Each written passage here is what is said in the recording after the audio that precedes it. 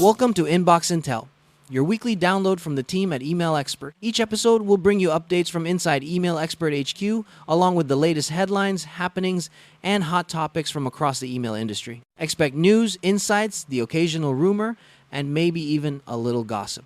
You'll have to tune in to find out what's in the inbox this week. Let's get started. Welcome to the Deep Dive, brought to you by Inbox Intel. Glad to be here. This week, we're really digging into what's new with Email Expert and the wider industry. Yeah, lots happening. We're pulling directly from recent pieces on emailexpert.com. Right.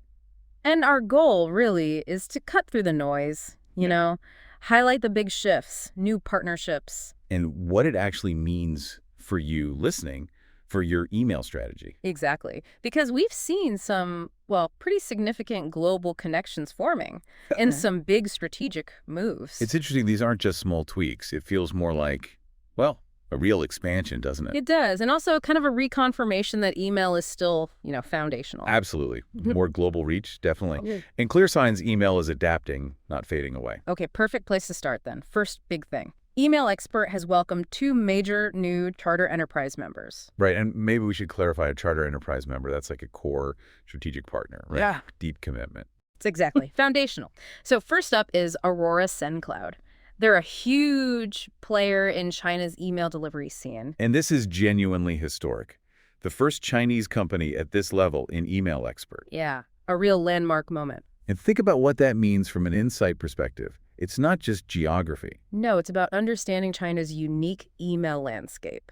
Very regulated, specific technical challenges. Things that are, frankly, critical if you're running global campaigns. What are those specific deliverability hurdles in, say, the Asia-Pacific region? Right. Aurora SendCloud can help demystify that. Their CEO, Jasper G, basically said it's a great chance to connect with the world. Makes sense. Bridges a big gap. Absolutely. And the second big community update, Bouncer, you probably know them, leading email verification and deliverability folks. Oh, yeah, Bouncer. They're now also a 2025 Charter Enterprise member. They are. But this isn't totally new. They've been supporters since 2021, sponsored the Festival of Email. Right, Email Expert Live. Yeah. And Deliverability Summits, Inbox Expo, they've been around, consistently involved. Yeah, Andrew Bonar from Email Expert highlighted their, 5 years of consistent and loyal support? And that consistency says something, doesn't it? It's not just about putting your logo on things. No, exactly. Jakub Zishina, their CMO, actually said, "We see a great return from our investment." Which underlines that these partnerships work. They build real collaboration, drive innovation. It's good for them, good for Email Expert. And good for the professionals, for you, looking for reliable tools and insights. Definitely a win-win. Okay, so beyond the community growing, we're seeing similar trends out in the broader industry too, like this acquisition. Ah, the Cake Mail one. Yeah, Cake Mail, based in Montreal, they've acquired Leadfox, another Canadian company, a marketing automation platform. Right, the deal was actually done back in March, but announced just this week. And it seems very strategic, expanding Cake Mail's features, but also, notably, pushing into AI. That's the key bit, isn't it? AI-driven marketing tools.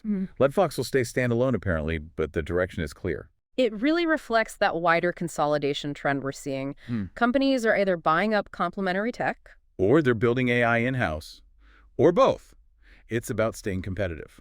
So for your business listening right now, this isn't just abstract news. It kind of signals. It signals you need to think about AI. Either integrate it yourself or partner with someone who already is. The market's moving fast towards smarter automation. It really feels like it.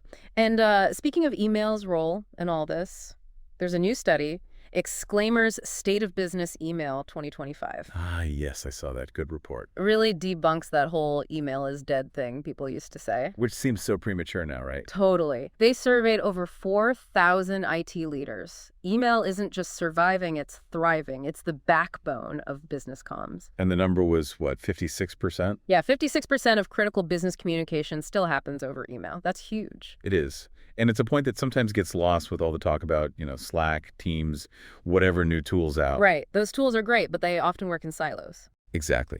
Email crosses departments. It's structured, traceable, auditable.